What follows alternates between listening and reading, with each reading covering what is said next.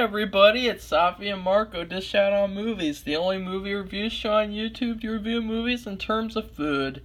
And it's just Marco here to review The Gentleman. This will be a quick review. It won't be like 20-30 minutes like usual. Because with this movie, you really can't talk a lot about it without giving spoilers because there's a lot of stuff that happens. It's a very plot-heavy film. In fact, I had a miserable experience watching this for one reason, and it wasn't because of the actual film. It was because I I made the mistake. I got in the movie early, and I was debating whether or not I should go to the bathroom during the trailers, and I decided not to, and that was a big mistake because the whole film I felt like I have to get up now and leave and go to the bathroom really quickly, but I could not find a time to get up and go because this movie just is constantly throwing stuff at you, and you have to pay attention. You got to sit there and pay attention. You cannot leave and go to the bathroom. You can't leave and take a phone call, get a refill of your soda, get more popcorn and shit. You gotta sit there and relax and enjoy the movie, and just the whole time it was misery. It was absolute misery, and it's too bad because I actually really really liked the film.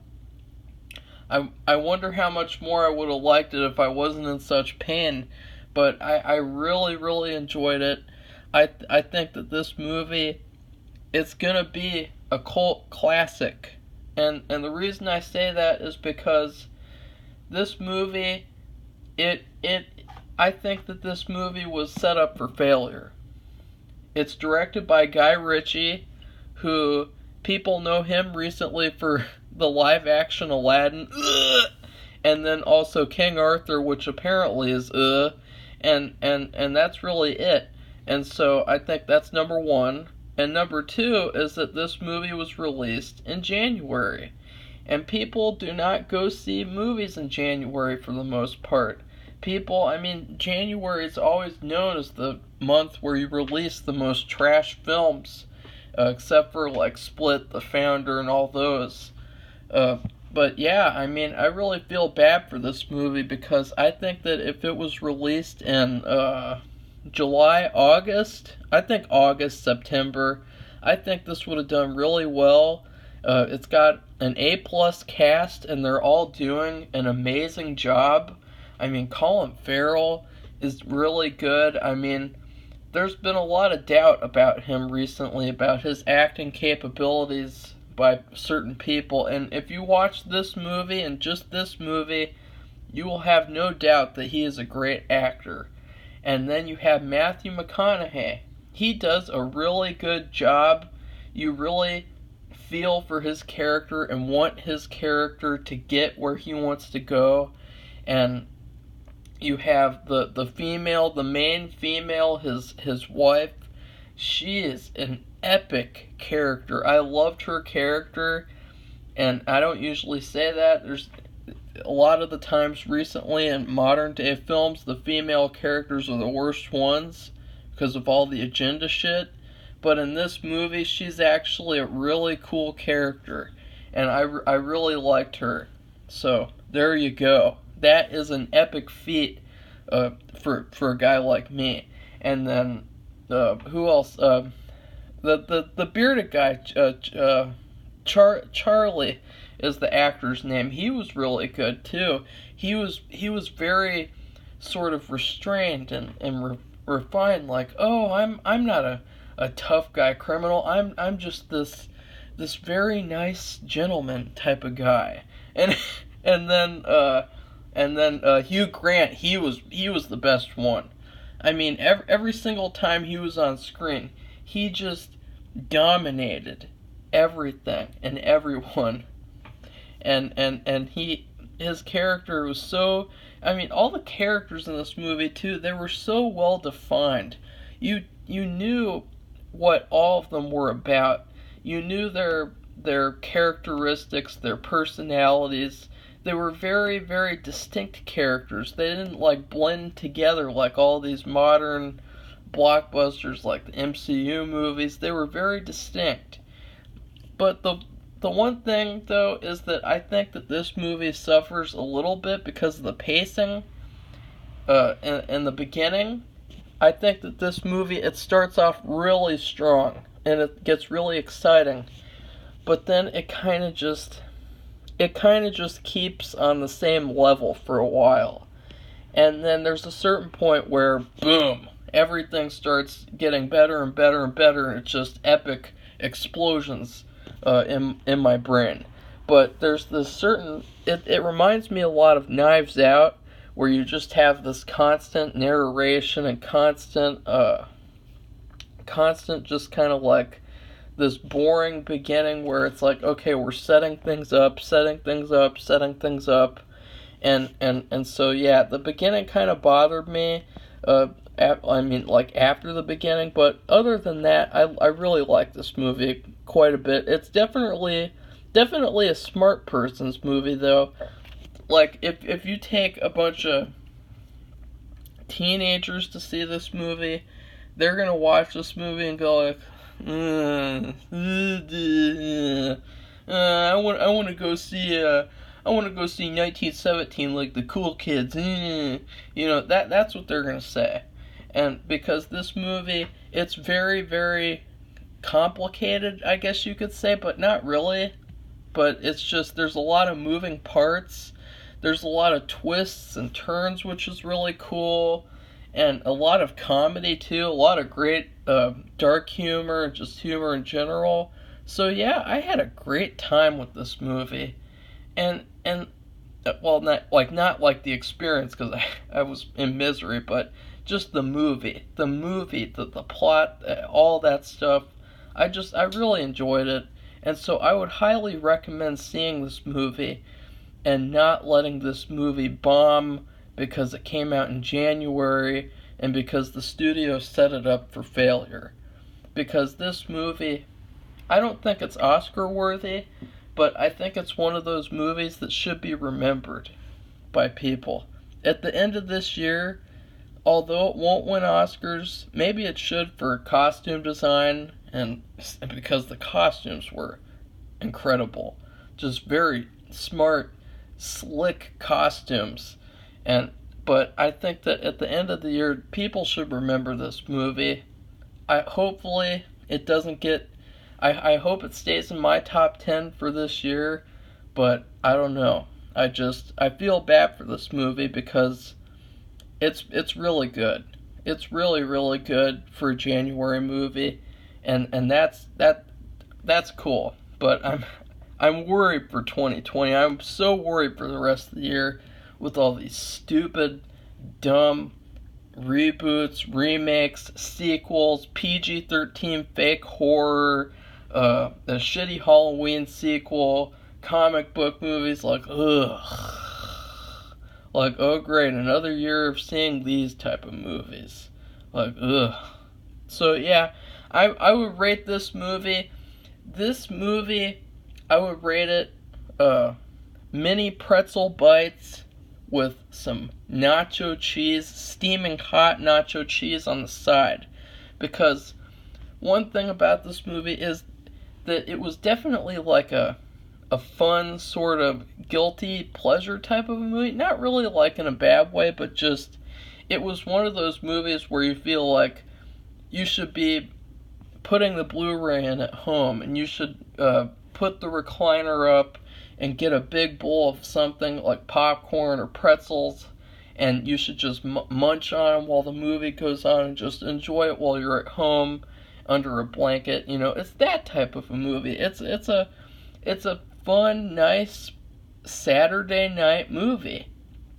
And so yeah, the mini pretzels, because also this was a great ensemble movie, and so I didn't want to do the usual thing a lot of the times nowadays where I do a bunch of different foods, like, oh, I'm going to give this portion of the movie this, and I'm going to give that portion of the movie that. No, I just wanted to have one thing, and you have those pretzels. Perfect acting, perfect choices for the casting, perfect characters, and you dip them in the fun, sort of light, yellowy, tasty nacho cheese, and you just have a good time. It fills you up for a while. The pretzels are nice and salty. It's just like it's a perfectly fun movie. So yeah, that's it for spoilers. Yeah, let's get to spoilers. My favorite scene of this movie is the scene where the female Rosalind, is that her name? Yeah, she was so cute. She There's this scene where she's got a tiny little gun, and she takes it out and she and she kills two henchmen, and that was so badass and cool and sort of like kind of unexpected and fun. It reminded me of how they used the flamethrower in Once Upon a Time in Hollywood. Like, you did not expect them to use that and for it to be effective, but it was. And then the head Asian guy, I cannot remember his name. They called him a millennial firecracker or something, but then he starts to attack her, and that was cool too because it was very realistic, unlike these modern movies where the women are like dominating these 200-pound men and they're just beating all these men up, and it's like just so unrealistic. And in this movie, he kicks her ass, and then he starts to sexually assault her, and before he can, Matthew McConaughey comes, and he's so pissed, and then he shoots him like 6 times, and it's just so badass, and the blood goes everywhere. That was so cool. That felt like the climax of the movie, actually. It really did. It felt so satisfying and like, yay. And there was also another moment that was like this as well, that I think happened right beforehand, because they do a lot of twists and turns, and so they kind of made it look like Matthew gets killed at the beginning, and then at this scene they reveal that, oh, actually someone else saved him and he killed this other guy who was gonna kill him. And I thought that was cool too, because I hate movies where the main characters die at the end. It always just pisses me off and leaves me with the bad taste, like, oh yeah, great, it's a wasted movie. It's just a wasted journey. Who cares? It's just, ugh. But, yeah, I really like that.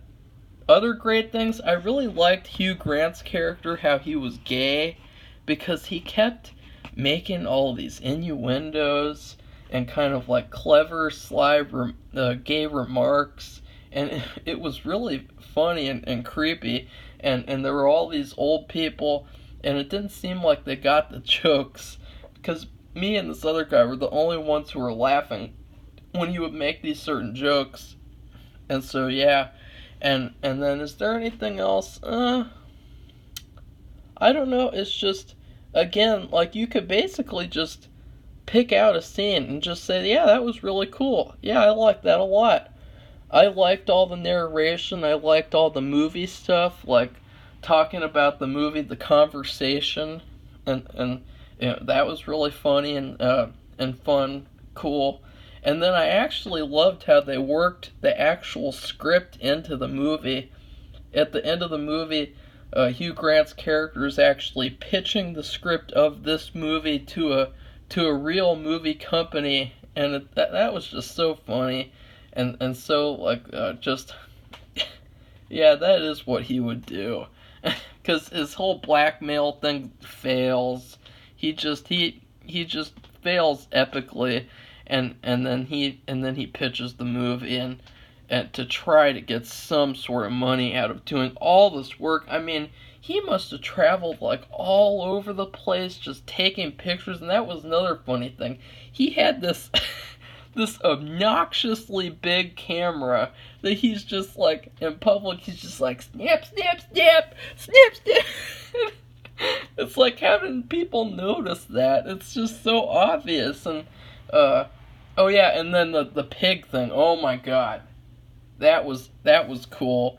that was hilarious when when Colin Farrell's showing the video to Charlie, and, and I just Colin Farrell, he is such a heroic character in this movie because it really makes you worried for him because his boxers do something really stupid, and they just and so Colin Farrell basically has to apologize and do all these favors, and he's the hero of the story for sure. He's pretty much the only character out of the main cast who I can say definitively isn't really evil. Like he's willing to get dirty to pay off these evil people. And so yeah. Oh yeah, and I hated the theme song. There was a song that plays at the very beginning when Matthew McConaughey, when you think he's gonna get killed. I really did not like that song. I liked all the rest of the music in the movie, but I really felt like they should have played the song from the trailer instead, because the song that they chose for the whole opening credits, I did not like that song. It was not good. So yeah, that's my thoughts on this movie. Please go see it, even if you just heard all the spoilers because you're watching the spoilers for some reason. Go see this movie. Goodbye, everybody.